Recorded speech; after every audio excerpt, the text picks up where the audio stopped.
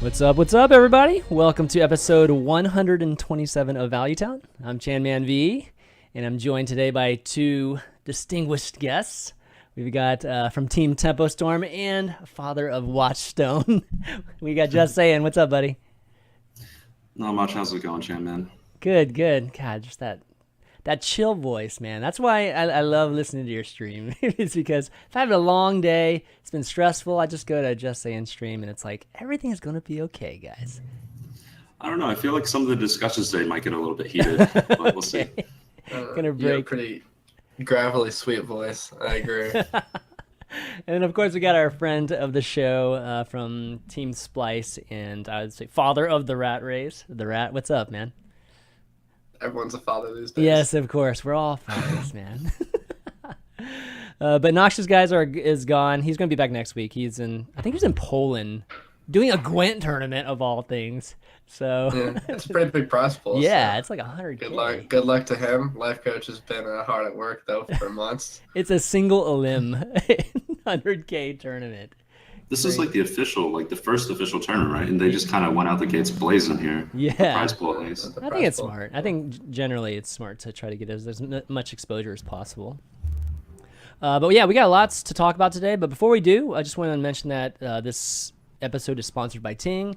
Ting's a cell phone provider, for those of you that don't know, that is really, really great for folks that are tired of overpaying for their data plans. So if you're the type that doesn't use much of your data and you pay like $40, $50 a month for it, then Ting's perfect for you guys, because you just pay as you go, and it uses the T-Mobile and Sprint network, and it covers a lot of phones too. You can go to value.ting.com and check out, see if your phone actually works or not. Get $25 off too with that promo code, and the average Ting bill is $23. So you get a free month basically. I encourage you to try it. I've already had like a few people already try it and sign up, and they've been super happy about it. So check it out. All right, guys. So today we've got Wild on the menu. We've got HCT doing a rogue spotlight because we've been doing class spotlights recently. EU China's been going on, been pretty awesome to watch, and then of course Q&A at the end. But why don't we start with Wild? I know some of you guys were playing the Heroic Brawl. And especially especially Saiyan here, who like seems to just be farming off of these heroic brawls. But how'd you guys do? Well, Freeze Mage is good. Freeze Mage is good? Okay. All right. Freeze Mage is really good. All right. I think so many people got 12 with Freeze Mage, and it really evolved, because at first people weren't playing Cobalt or anything. They were playing Antonitis, and they were playing like a slower list, and then like the control shaman with a bunch of healing and stuff like that came in, and then Freeze Mage had to adapt, right? Yeah. And they started playing Cobalt, and they started going more for OTK. So the list changed, and Freeze Mage remained getting like 12 wins very consistently day by day throughout the brawl. Wow. Okay. How many times did you finish it, or get 12 wins? I think 5 or 6, like 3 on each server, basically. Right. Okay. Nice. So Freeze Mage, wow. All right, Rat, did you try it at all? Yeah, I didn't have much time to play, but I played a couple on the first day when things weren't like all figured out yet. It was not I didn't do too hot. So you played Pirate Warrior, that's what you're saying. No, I didn't play Pirate Warrior. Okay. I played Tempo Mage. Oh, all right. I played Druid. I played different decks every time. I tried Patron. That was not a good choice. I tried Patron twice. Honestly, that's for like Freeze Mage. Yeah, that's I got probably discouraged. That could be tough. Yeah, I ended up playing. I played 2 times, and I did Kazakus Priest. I did Kazakus Priest once. I did Egg Druid once, but only got 8.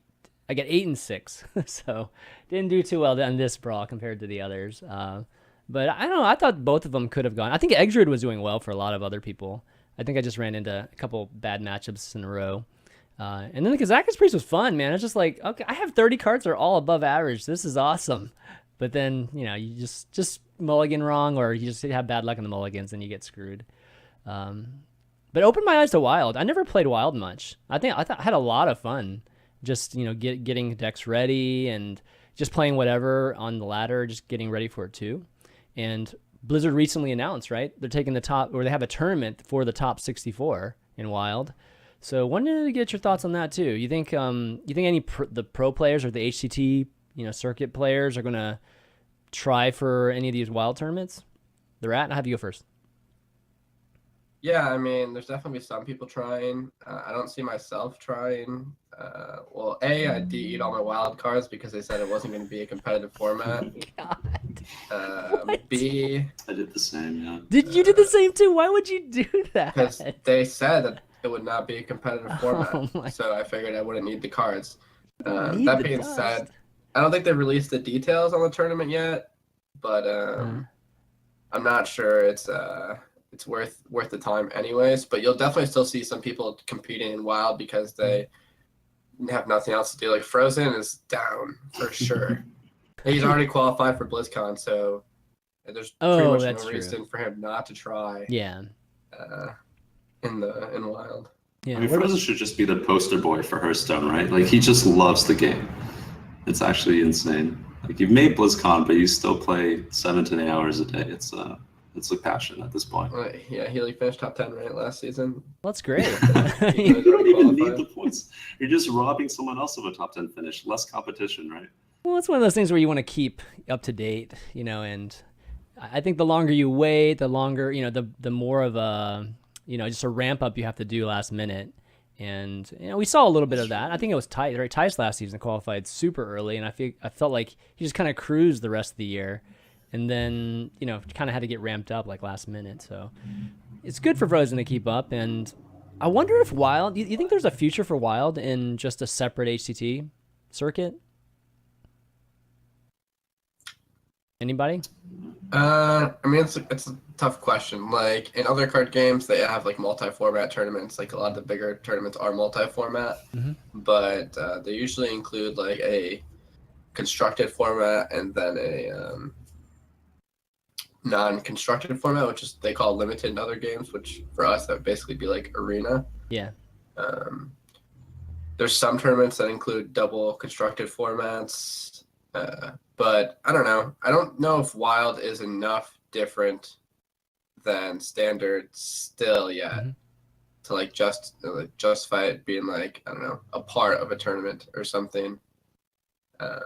Well, it could be just like, I mean, it's not so much a tournament because, I mean, I look at this whole thing as a circuit, right? I mean, this thing feeds into a championship at the end. And I'm wondering if there will just be something that's equivalent to that. And, it's something that you guys can still play too. I think the qualifications right now are so rigorous for just Standard that it might be hard to do so if Wild is the same. It's so time consuming. But we see that with like poker, right? Like we see with like World Series of Poker, we see guys playing multiple events, and sometimes it's pushing it, but it's cool seeing them play. Just your main event, and then they're playing Omaha tournaments, and they're playing all kinds of things, right? I think it'd be kind of neat to see Hearthstone players doing the same thing. I think it's 50-50. Like, they only have one tournament lined up right now, right? Which is the top 64. And I don't think their expectations for how it does should be super high because, I mean, a lot of people made that mistake. I made that mistake, right? Rat made the mistake of like just disenchanting the wild cards because we thought it wouldn't be a competitive format. And I bet a lot of casuals probably disenchanted the wild cards as well. Yeah. You need to make room for the new expansion. I'd say they're even more likely that they disenchanted the more wild likely. cards because no one plays on the wild ladder. And they want to get dust for their other cards so they don't have to buy them with money. Where like I think that as professionals, we're even more likely to hold on to the cards because we don't really necessarily have a problem with just spending more money because it's like our job. Yeah, definitely. And we could have held on to the wild cards in case something like this happened. But they were pretty like at the time. I personally felt like they were pretty adamant that wild cards weren't the thing that you were going to need to compete in the competitive circuit. So yeah, it definitely had that type of feel every time they talked about Wild. Like it was basically just this fun arena where anything goes, and they weren't going to support it much, and having it be competitive, that's a little bit of a concern. That's always been my main concern with Wild being competitive, is that if they don't dedicate resources to balancing that, then it could easily fall into a bunch of negativity towards Wild. It's just because how the subreddits go. It very, very quickly it happens, especially when one deck just starts to dominate like crazy. But overall, they might as well do it, right? I mean, this is content that that exists, and if they just kind of put it in the sandbox and nobody's using it, it's a complete waste. Yeah, I mean, I think that the bigger thing for me with the Wild Heroic Tavern Brawl and the Wild Tournament is seeing how easy it is for Blizzard to incentivize players to experience the game a different way, which I've talked about in the show many times. They haven't even announced what the tournament is or what the prize pool is. They just said if you're top 64, there's a tournament for you. And all of a sudden you see Strife Crow, all these like big streamers streaming Wild, posting about Wild, getting their fans playing Wild. People are playing Wild, and no one was playing Wild, 3 weeks ago or whatever, 2 weeks ago. And it was so easy for Blizzard to do that with just very little effort, in my opinion. Well, it's kind of like Arena too, right? When they showed the leaderboards, all of a sudden there was just this huge influx of playing Arena for the next few weeks, or that month, that first month particularly. Yeah, their influence is huge. I totally agree with that, and I hope with the Wild that it ends up being something more, much more different than standard, not just a different metagame, because if the difference in the production and what's shown in format is really just different decks being played, then that's more of the same, right? And we definitely don't need more of the same. We could use just I don't know what it is, but a completely different format for Wild. 9-deck format? I don't know what it would be. Is there any element that you could think of that'd be much more interesting with having all the cards available? Single class kind of things? I mean, honestly, if they want to go the route of having professional players compete in multiple formats, they'd probably have to design a sealed format, which I guess recently in an interview with Weibel, he was like, oh, it's something that's on our radar. I don't really know how that goes, but they have events like the Red Bull Team Brawl, where they do play a sealed format, but it's a fan-made sealed format, and not an actual sealed format that's encouraged by Blizzard. So you mean it's not standardized? I mean, Blizzard didn't come up with the format, right? So a fan made the sealed, or Tempo Storm did, you want to, or whoever, Red Bull or whoever organized it, Frodan. Sealed sounds pretty good. Sayan, what do you think about Sealed? I think Sealed is great. It's always fun opening packs. It's just kind of hard on viewership when you're opening the packs. And it's not as important because you lose a few viewers there, and the deck building process maybe isn't the most interesting thing, but it's hard to tell the story and get people interested, but in the end, the gameplay is definitely very fun. And trying it at home is also another thing, right? Because you get to open 60, 80, 90 imaginary packs and fun. Start crafting your own decks, right? Yeah, and if you guys haven't tried the Tempo Storm tool, go ahead and you should check it out, tempostorm.com. And I know they've I think it's the deck. No, it's the Sealed tool is what it's called. You can I know the developers. I've talked to those guys like Codephobia and those guys. They've worked really, really hard on it, and at this point, it's great. It's customizable. Before for a long time, it was just the format that they played at the original Red Bull's Team Sealed Brawl or Team Brawl event. Now you can actually change the number of decks from each collection and however many decks you want to build. So it's very, very flexible for whatever format. I agree with you there with just the production and viewability of it being live. But I think as an edited event, it should be great. You can make the opening, highlight the opening of the packs. Maybe even pick and choose very key moments of building the decks.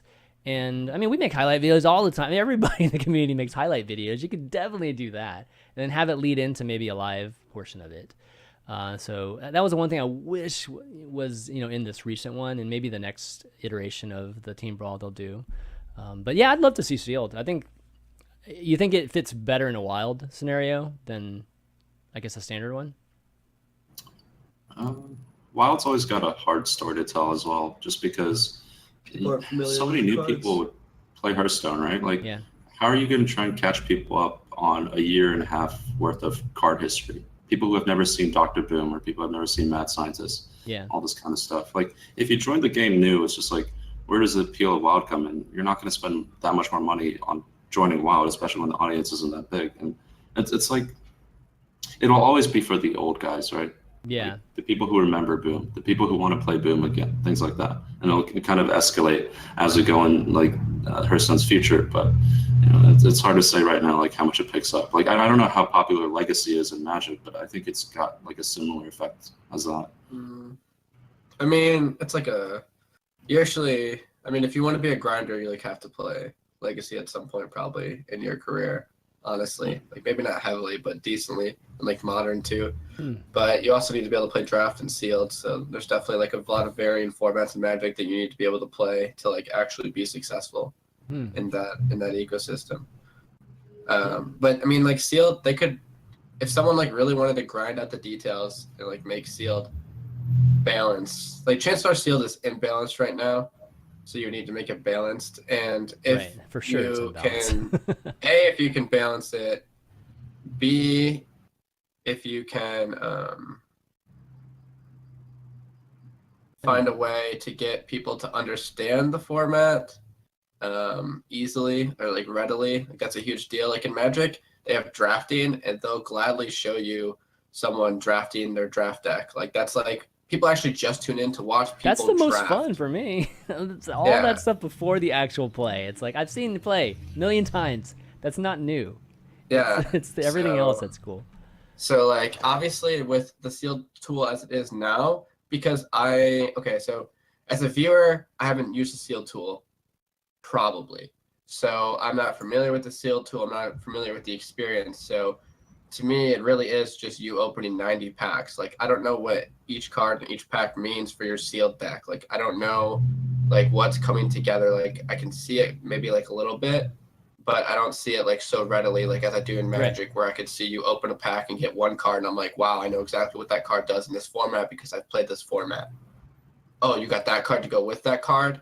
Okay, well, now I know exactly what's going on. It's like, yeah, I can see, like, maybe that you have Bran with like a few battle cries, like, and I can see it come together. But there's like the little synergies that might not be as obvious that I necessarily like don't see. Like even something like getting like, I don't know, 2 Glaive Zukas with like some decent 1-drops or something. If you were like playing Hunter, let's say in Wild. So it's really hard to tell the story, like Zane said, if the people watching aren't familiar first off with the cards, or if they're not even familiar with the format. Because then all they really know or understand from it is like the actual gameplay. Right.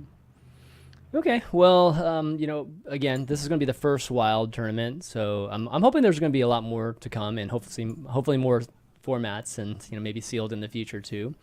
But speaking of Wild and maybe some Wild Wings, why don't we talk about HCT and just the spring season? Originally, I was just going to talk about the prelims, but earlier today, the championship site was actually announced, and it is none other than Buffalo Wild Wings. It's a Buffalo Wild Wings in China. In Who knew? Who totally knew? No, just kidding. It's in Shanghai, and it's going to be at the Silver Hall of the Expo Center, which is this building right here. So, it's going to be moving over from a tropical locale to more of a, I guess you could say, a tech city, or just a very huge metropolis city. And what do you guys think of that? Shanghai. Shanghai's very cool. If it's like nightlife, or if you want to see what's going on in China, it's definitely one of like the best cities to go to for sure. What's the nightlife you there? Do like? stuff, right? What's the nightlife? Yeah, I've never done nightlife in Shanghai. What's it like? I mean, it's just bright. It's colorful. It's like like how Japan is kind of like that, the color scheme and things like that. Yeah. Shanghai's kind of got to feel like that as well. So the neon lights and everything, kind of thing. Yeah. I mean, I'm not talking about like partying. It's just sure like, you're not. It's like the Bahamas, right? Like you have things to see, you have things to go to, and it's a different vibe, but it's got its tourist attractions. Yeah, for sure. I think that the reason that it's in Shanghai and what's so exciting about us going to Shanghai is that when you look at just numbers, Hearthstone is wildly popular in China. Oh God, it has lots and lots of fans, and if you're going to fill an arena to have people watch people play Hearthstone, it's not going to happen in America. It's not going to happen in many countries in the world, but China is actually one of the countries where you can sell seats to watch people play Hearthstone. That would be pretty and in amazing. an arena setting. And I think that's what they're going to go for with this. And I think that's the goal. And that's why it's in Shanghai too, and not a different city. Like they could have picked, if the Bahamas is like obviously a destination location that's pretty or whatever, but it's not necessarily like a capital or a huge city, where Shanghai, is it's Shanghai. So Yeah, it's good that they have different, like a different flavor for each season, and I would kill to see a large, expo center or whatever like this, completely full of people cheering at Sulfuras plays and things like that.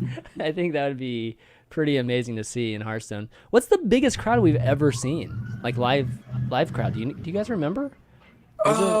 Probably. Well, I mean, Was outside it of like DreamHack or something like that? outside of BlizzCon, Yeah.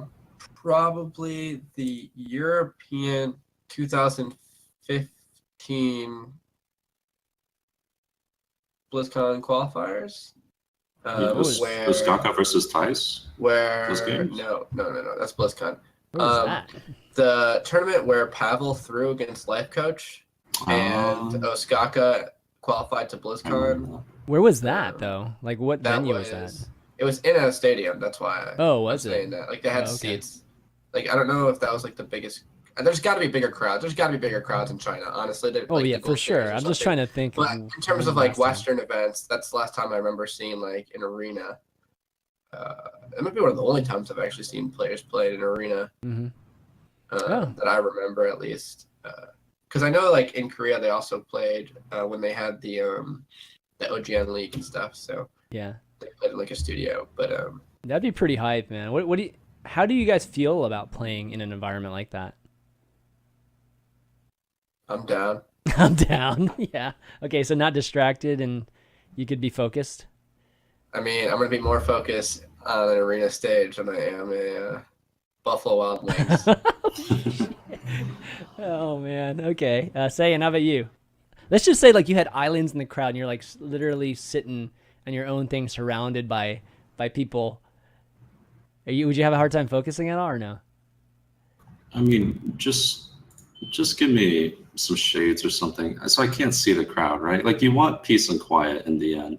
Mm-hmm. You don't really know how nervous you get until you get there, right? And then the hand starts shaking. Like you don't foresee that kind of stuff. Like I think I'm calm at most points, but like just like recent DreamHack, I played I think a lot better in Swiss than I did on camera, and it's just it does affect you to some degree, right? Especially if you're not 100% prepared. Like if you've thought through everything and you know every option with your deck and you feel very confident with your decisions, you can still second guess yourself.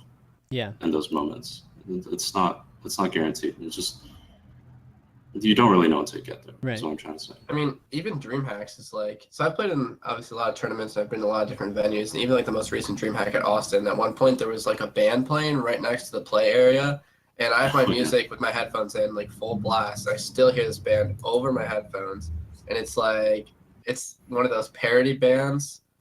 That's like bands, yeah. Like parody wake bands. up in the morning, got stinky socks on my feet, and it's like. And I'm like sitting here trying to play Hearthstone, and then they also have like a light show in front of them, and it's like the lights are just like keep hitting your eyes, and there's like nothing you can do. So you're like sitting here like this with like your hands on each side of your eyes, not because you're thinking hard, which I already do this, but just because you're trying to get the lights to stay out from blinding you, and you're listening to like this guy talk about like his morning routine in song form, and you're just trying to like play this game of Hearthstone. And Chalky's taking forever because he likes to write down every single card that's played when he plays in person because he's a huge note taker, which is fine. But it's like that, coupled with me waiting for him, coupled with like this light show and this like songs going on, I definitely got distracted. I can see you just like, those are pretty funny lyrics actually from the song that you're listening to it. And That's not what I was thinking in the slightest though. I was more like... Who is this bozo? Stop this, please! And the lights. The table's like shaking. The rat's like shaking the table, about to rage. Oh, when you play at like when you play at like the Onag events that are at PAX and stuff, like the one at PAX East, it was right next to the HP booth, and they had like intentional like loud noises for like the League Legends that was being played there or whatever, and the ground was shaking, like legit. Man. So yeah, it's like the circumstances in which you find yourself playing Hearthstone at these events is it's crazy. Like, because when I first went to events like the ESL at the ESL studios, I like a lot of things. One of the first things people, not as much anymore, but then they found out is like they put white noise in your ears, and some people just can't play with white noise. Like I know Sidonia has been like, he like talked about the first time he had white noise in his ears, and he just like couldn't concentrate at all, and he's like, what is this? So like after I played with white noise, I came home and like played with white noise just at my house. You have to train for that. That's something you're not going to be able to get away from, because white noise is standard for almost any esport event. Like just like colder, if it's colder, like I played with like the air conditioning on, like pretty cold and stuff like that, just to get used to it. But then like you go to like PAX and all of a sudden the floor is rumbling and you're right next to like this loudspeaker, and you're like, well, I don't have a loudspeaker set up next to my computer. And I don't know, it's like it's actually just crazy how many things are going on at these events that could distract you. That's funny that you talk about that, because I remember talking to StarCraft 2 players that would train environmentally too, and they would turn off their AC and like sweat it out and like play on zero sleep just to train for those type of scenarios, traveling and things like that. It's kind of funny that you mentioned the same sort of thing with Hearthstone to a degree. But yeah, so the championships are going to be Friday, July 7th through Sunday, July 9th. But before we even get into the championship, we've got to figure out prelims, which was the big news the last couple days. So the cutoff happened, and the cutoff for NA was 19 points. I know there was a lot of question as to what was going to be the safe amount, and 66 NA players. Why are you laughing, man? Some people just barely slid in there. Dude, Immortal Lion was maybe just even got sweating. a little bit lucky. Well, how so? How'd they get lucky? I don't know. Let's ask one of them. Well, let's How'd say you get lucky, Sam? I had 7 points going to last month. Then I top 8 at DreamHack, and then I got 17 on the ladder finish. I played like all of the last day after the top 8, and we're done for DreamHack. I just went back to the room. I grinded ladder, and I got lucky the last day to finish number 17. So I barely slid in at 19. It was pretty crazy. I figured I was going to give up on prelims until those two things happened. It's pretty insane. Wow, that's when things line up really, really well. So 66 players in, and the big thing was, all right, where's everybody going to go? Because I think last season the sites were pretty good. I think there weren't that many complaints about the sites last season for winter prelims, but this season, obviously a completely different outlook, because the sites were announced, I believe, a day and a half ago. And I was talking to the Rat here, and Noblord posted just a map, which let me show you guys the map just so you can get a clear picture of at least what the locations are for North and South America at the very least. And keep in mind that the European region has 25 of them just in just Europe. So this is what we got for North and South America here. And, obviously we're going to speak from North American standpoint just because we're all in North America. If you actually look at where the locations are, there's not much on the East Coast outside of Florida. And I believe there's one in Georgia too. But north, or at least mid-East Coast, there's nothing there. And then on the West Coast, there is one in Cali, or just one in that I'd say mid to South California area, but it's like south of the previous location, which was in Santa Ana. Yeah, so it's in Lake Forest, California. Yeah, so south of that, and Esports Arena was a very popular site, and I think a lot of people are happy with just the arrangements there. So they didn't choose that this time around. On top of that, if you look at the list of the vendors that were chosen, there are like 6 or 7 Buffalo Wild Wings listed on there. I think there's 5. There's 5. Okay, 5 Buffalo Wild Wings on there. Yeah, 5. There, it's on this tweet. There's 5 Buffalo Wild Wings on there, and there's a lot of other vendors too, or just other locations too. But that sticks out the most, I think, to most people. And I can speak personally because I've done my firesides all at Buffalo Wild Wings here in Florida, and it's a very surprising choice, I should say, for a venue. Just because the internet for me they have not been like the greatest. Thankfully, my firesides have been, more like 30, 40 people. So it's not hundreds of people or anything like that. So we've been still able to do it. And, you know, we chose it because it's a festive environment. You know, it's loud, there's food, there's drink, there's a lot of laughing and talking and things like that. But it's not the type of environment I think is great Would for you say it's a HCT. modern day tavern, ChanManV? I wouldn't say, well, I guess if you call a sports bar a modern day tavern. But for the Hearthstone demographic, I wouldn't say it's a tavern that matches that thematically. Let's put it that way. So it was surprising. It's definitely very, very surprising. I quickly realized that a lot of people, you know, other players were reacting the same way. So want to first get your thoughts on the locations, just the distribution of the locations or the geographic distribution, and then just the Buffalo Wild Wings selection. So Sayan, have you start? We're going to Vegas. Oh, you're going to Vegas. Okay. I'm not taking the risk on Buffalo Wild Wings because you have to win two 50-50s here, right? Like one is the venue has to be closed off instead of open. So that's your 50-50, which we don't know if it's going to happen or not. And the second 50-50 is good internet, which I think is a losing bet on that side. So we're going to go to a venue in Vegas that we've been to before that has good internet. So I just old reliable, something that works. I don't like taking risks for prelims. Yeah. I mean, you guys work so hard. I mean, just the 3 months. I mean, I've heard all the stories of grinding cups and just crazy ladder and taking a chance on this going wrong for external reasons is really, really risky. Sometimes you don't even have to play the ladder. It's great. Yeah, right. You didn't even finish ladder, right? I heard I you only got one all of point yours from- open I only cups. got 1 extra point from the What? ladder. Really? How did, like, what's the distribution of your points? Open cup, open cup, open cup.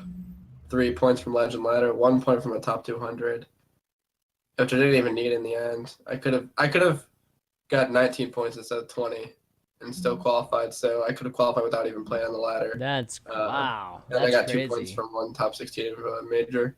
Yeah.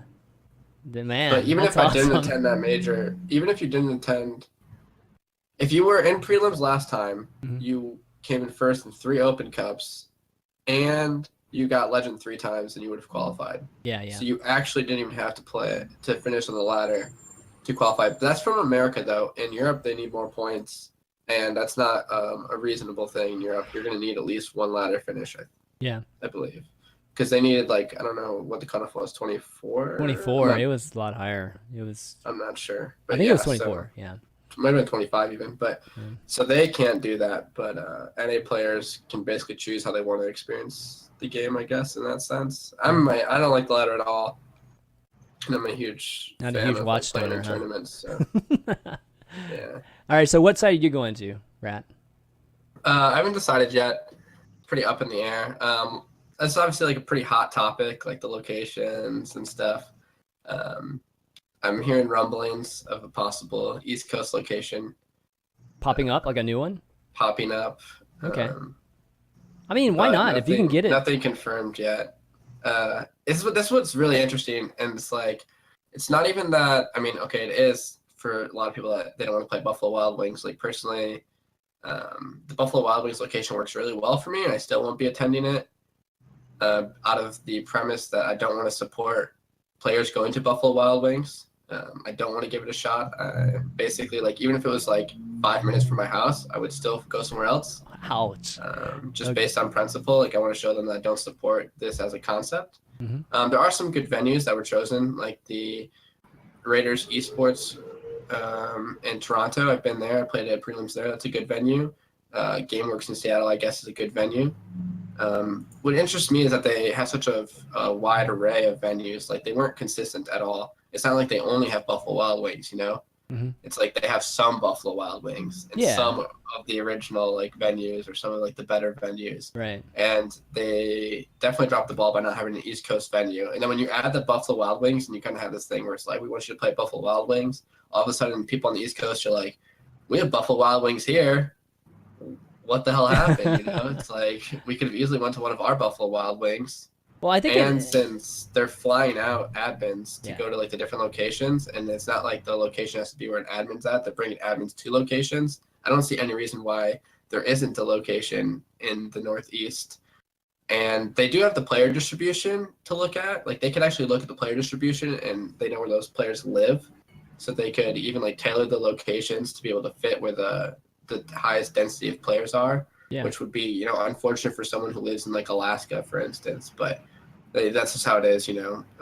You got to go with where the demand is. So, but it doesn't even seem like they did that. So, I think that, I mean, it has a little bit to do with organizers too. You know, I think that's at least a little bit of an element. You have to have somebody that's actually arranging these you know, venues, and there's got to be somebody locally, which I know they usually bring in to, you know, to train them, or, you know, give them the lowdown, or at least the teams do.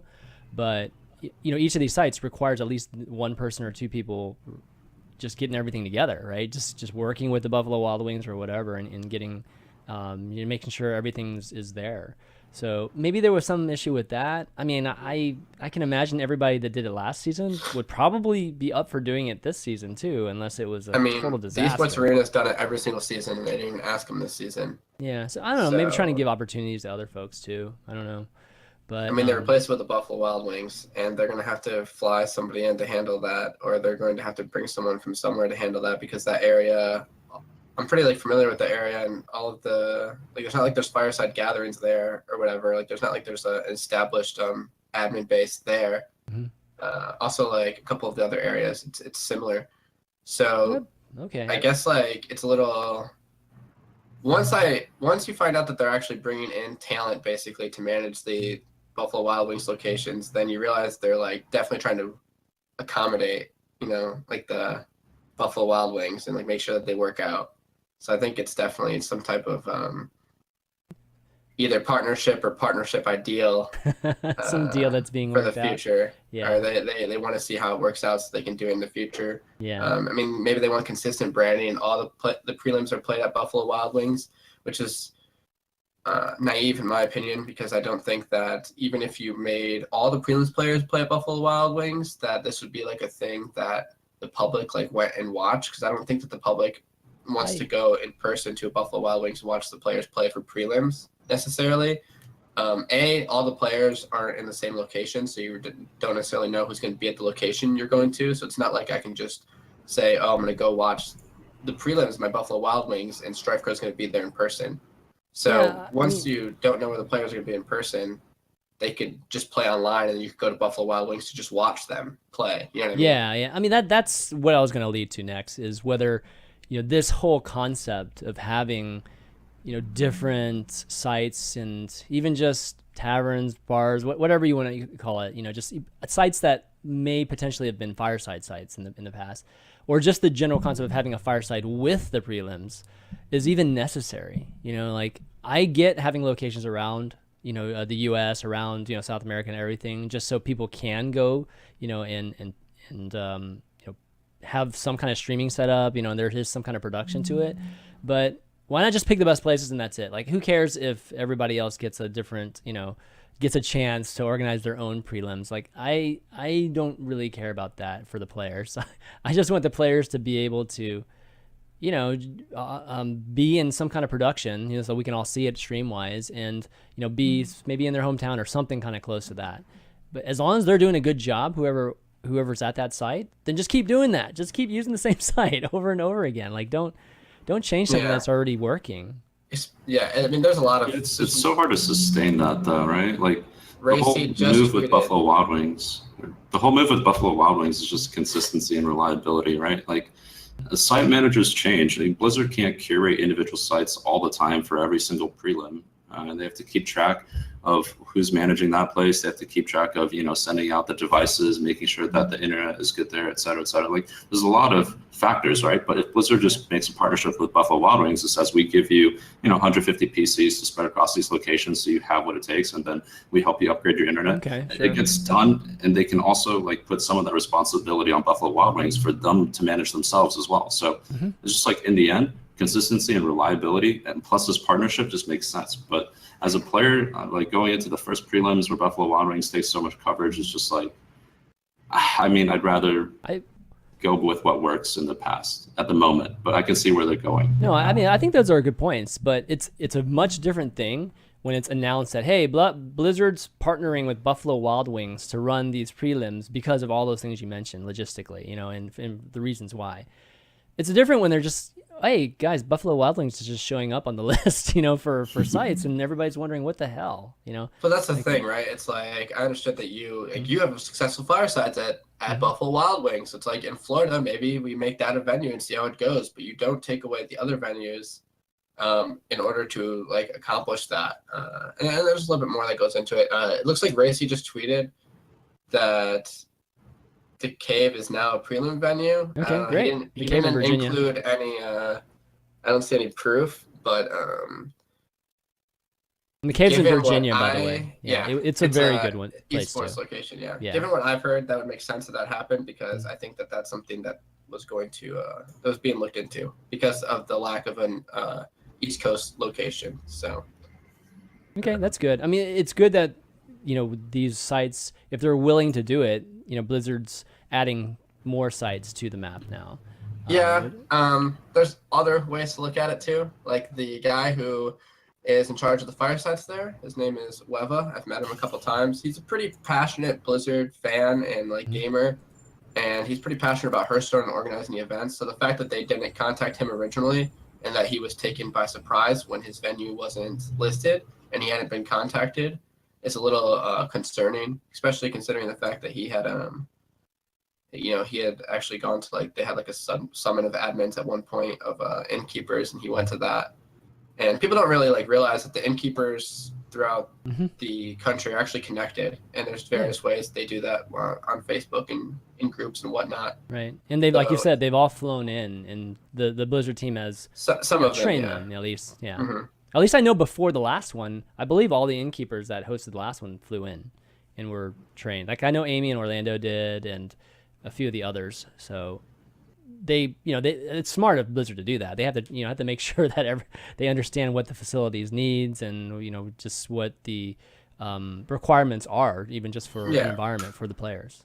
So to be clear, Buffalo Wild Wings would never be ran by the Buffalo Wild Wings staff. Just so people are aware, they would bring. They could if they come in and get trained. Innkeepers. They would bring in some of these innkeepers Yeah. from other areas in order to supplement the venue staff or whatever. All right, so I guess we'll have to see what happens. The Buffalo Wild Wings things is obviously going to happen, and I'm sure some people will be playing at those venues. It could all work out in the end, guys. They might have had a lot of arrangements with Buffalo Wild Wings we just don't know about, and maybe they shut down the whole place the whole day, so it's literally quiet the whole time there. And I'm just saying, maybe they've already done a lot of this planning that we. You're optimistic and you're hopeful, and I like it. But honestly, somebody's got to play this. It's really tough to imagine because Buffalo Wild Wings isn't even a place that has event rooms. Like Chuck E. Cheese has event rooms that you could put players in. Like Buffalo Wild Wings doesn't even have event rooms. As far as I'm concerned, I would rather play at a Chuck E. Cheese than a Buffalo Wild Wings. Dude, what Chuck E. Cheese you have? All my Chuck E. Cheese have giant open rooms, dude. I don't know what you're talking about. My Chuck E. Cheese has an event room. Really? Mine's just wide open. The stage is right there with all the video games too. So that's okay. What were you saying? I mean, they have to shut the thing down, right? Then, if there's no event rooms. No, they don't. They're not going to make you play in the open with at your own table with other people eating. Are you sure? Well, there's a bar area, at least in the Buffalo Wild Wings. That's just a fiasco for everyone. That's terrible for Buffalo Wild Wings. It's terrible for Blizzard. There's no way they do that. I mean, you say that, but I mean, I do remember how E-League went with Buffalo Wild Wings. Yeah, so some of the E-League venues with Buffalo Wild Wings didn't go too well, and that's why I thought that this partnership was interesting, given the situation. Oh, I don't know anything about that. What happened there? Well, the E-League and TBS partnered with Buffalo Wild Wings to show the E-League on some of their screens, and some of the Buffalo Wild Wing location managers and people there were not friendly or kind to the situation, basically. But this is a little bit different because it's a viewing situation where I'm just going to watch. So let's say I go to Buffalo Wild Wings and they're not showing it because the manager is against esports or whatever, and the people around me are unruly or unhappy with that. I just leave, Okay, I don't get to watch E-League at Buffalo Wild Wings. I get to watch in my house. But if I'm a prelims player and I go to a Buffalo Wild Wings location and something goes wrong, I'm not where I'm from, so I'm actually completely out of my element, so to speak, because I'm in a different city. And this is something that, like you said, I qualify for, and it's really important to me. And all of a sudden, I'm in a scenario where a lot of stuff's out of my control. If you think back to like the European prelims last season, a couple of locations had to close because of time, and then the innkeeper had to like bring them to his house to like play like in Sweden and stuff. Yeah. And it's just like you want to avoid problems like that, and I just don't feel like you do that by introducing this new element that they feel like maybe they have more control over in the future. I guess like Buffalo Wild Wings. I mean, this kind of goes back to what I said originally before on the show, right, ChanManV, where I said like I want to see grassroots movements where you encourage people to play on a local level. If they did that and they were better at doing that, then this wouldn't even be a problem, because when it came time to host the prelims, you would have locations throughout the entire country that you know are reliable. And you would know that because they ran, you know, a number of successful events. And they were passionate about Hearthstone, and they were passionate about adminning. Like I think Frodan commented a bit on a post on Reddit, and he had a few points. And I mean, some of his points were from a marketing perspective, and they were solid. But a couple of his points didn't really make sense if you've experienced the prelims. He said that locations with only 2 people, for instance, had like the guy didn't care about 2 people, so he didn't admin as well. But I mean, there's locations that have more than 2 people where the admin didn't know what he was doing. And it's not necessarily a case of how many players, right? It's a case of how passionate the admin is. And you get the admin passionate by having, you know, it at a location where someone's ran multiple Hearthstone I still events. feel like I still question a bit whether all of these sites, I don't have a solution. I don't have an alternative solution. So it's one of these things where I'm just, you know, going to critique the current thing. It's one of these things where I don't know if it really brings that much more, you know, because how many people actually go, I mean, I know Esports Arena had a bunch of people, but let's just say some of these other sites around the country, how many people were actually there watching, and their viewing experience is basically just something up on a big screen, and the guy just happens to be over in the corner playing. And I mean, it's not much more than that, right? You get a chance to maybe interact with that person, I guess. But other than that, it's just maybe a fireside with some notable people at it. Is that what we're talking about? See, and that's like what's interesting, because Esports Arena, you actually play upstairs. And like I've met a few people when I played at the Esports Arena that like came to watch, but like the experience necessarily wasn't what they were hoping for, which you could argue is like on the venue. But ultimately, if Blizzard had more standardized, had been working to more standardize the event, then there would be something for venues to like go off of. But what you're talking about is actually even more interesting than that, because now let's say I'm at a B-dubs. Let's say someone shows up and they want to meet me, but I'm playing, or I'm in the middle of playing, or I just lost. Yeah. It's like it's like if I just lose, I'm more personable than most people actually after losing, or like just in general with talking to people who aren't involved. Like the extreme on this scale, if anyone follows different scenes, would be Laffin, who plays Melee for TSM. Like he doesn't sign anything in between rounds. Right. He doesn't talk to fans in between rounds, because originally when he first came up, he got so much attention and so many like, you know, people that he's like I can't do that anymore. And it's like I really don't want to be talking to people even in between rounds because of how important the tournament is. And it's like all it takes is one player to interact with a fan in a negative way, and that fan to be like, yeah, I went to a B-dubs location and the round was a complete dick to me. And I'm just like, well, yeah, I just lost and got eliminated for something I practiced for 3 months, you know, and played for to qualify for 3 months. I just gotten basically eliminated out of contention, and like you came up to me, and I got it. Like you had Buffalo Wild Wing sauce on your fingers, and you tried to shake my hand.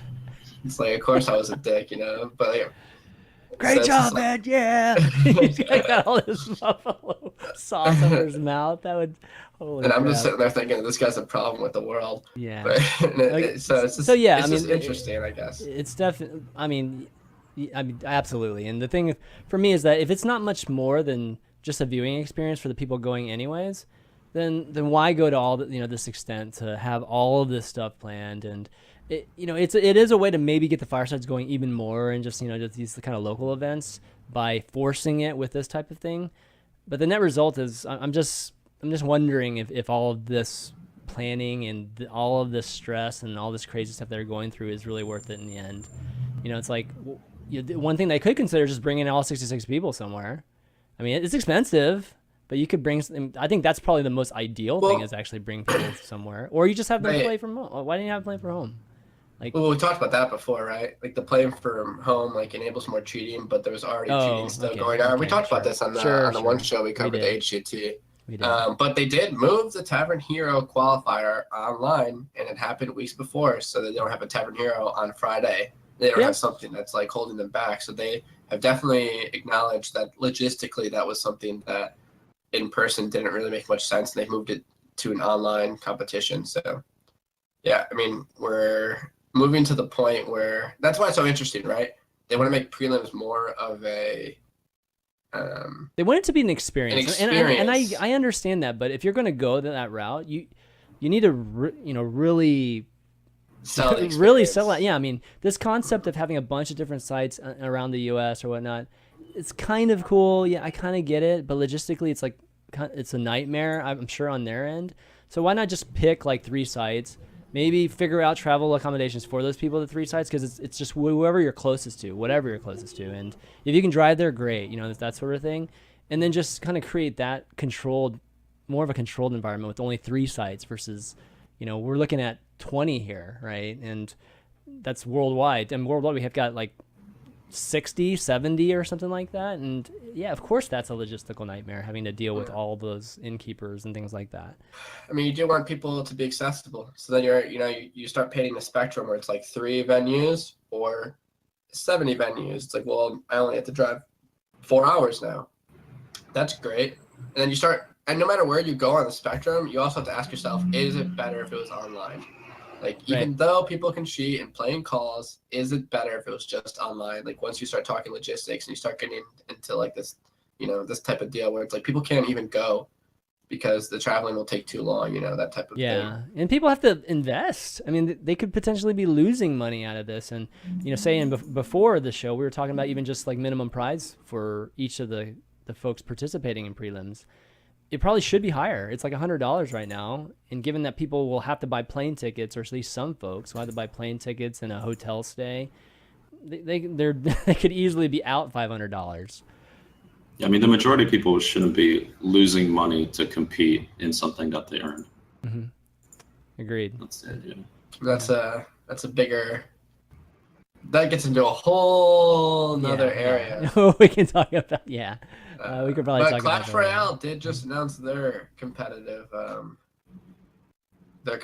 circuit. So really? They have 1 million in prizing per month. Per month? Well, yeah. Well, they make a lot more money. Yeah, they do. Supercell makes crap load of money. They make millions per day, so it's all good. They make 2 million. Just over 2 million a day. Yeah, exactly. But Hearthstone made in theory like 1/3 or 1/4 as much, or I think it's 1/4 as much.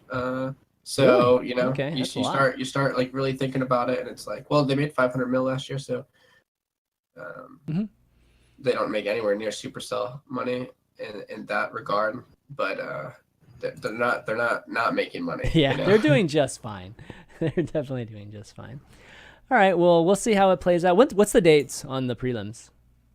Oh, that's a whole nother thing. Is that somehow, even though they organize it where one region goes, the next week another region goes, somehow they managed to give America Memorial Day weekend. Oh wow! Okay, so last Why weekend would you do that? Of May. Why? I know it's been consistent that it goes Europe, America, APAC, but you'd think like maybe we don't want America playing on a holiday weekend like that. Or maybe they think that people can travel. Maybe it's easier to travel. I know some people that didn't even try because they already had plans. Some older people like obviously I'm younger, so for me it's like, this is what I do. But if you're like someone who's like good and you're in your like early 30s, maybe you have more family stuff. So it's like tougher. Yeah. Okay, so last weekend of May, at least for NA, and it sounds like the other regions are before that. So NA's last, I guess. NA is before APAC, was after Europe. Oh, is it before? Okay, cool. So right in the middle. All right. Well, good luck to you guys. I'm sure you guys will do well next time. We'll have you on when you've won, or you guys are both going to the to BlizzCon. That'd be great. But before we move on, I want to give a shout out to a bunch of just the patrons, and as well as the folks listening on iTunes. Those of you who didn't know, whoa, what is that? Okay. For those of you listening or didn't know that Valuetown is available on iTunes too, if you enjoy just audio podcast listening on the way to work or anything like that. And if you want to help out, and you are one of these people, you can just go and leave us a nice review. It helps people find Valuetone when they're searching for Hearthstone podcasts. I want to give a shout out to a few of those folks that have left us 5-star reviews and nice notes. Chaos Logic, Climber Boy, Mick Grouper, Word198, and Disco Breaker. Also, I want to give a shout out to our patrons, of course, that support the show. And I mean, you guys are the ones that keep it going and, keep the show going indefinitely. And you can, if you want or are interested in participating in the Patreon, you can go to patreon.com/Valuetown. But I want to give a shout out to our legendary producers, Mike T and Richard S, as well as a few others, Anthony L, David H, Seb S, Cameron M, Atomic Junkie, Paul H, Jeff B, Tim K, and Elwood P. We've also been doing Deck of the Week mini shows for all the patrons, and only available to patrons, where we just pick a deck, usually a deck we talk about during the week. And this week we're going to be doing Rogue, and everybody goes and plays, just kind of tells their experience every Monday. So if that's something that you think you'd be interested in, we'll probably give you some more details in the coming weeks with it. But we just started that up last week, and it seems to be something that the patrons have been having a good time with. And also, we have a quick video just from a word from our sponsor, Ting. And we'll be right back. Where is that? There it is. Just one sec.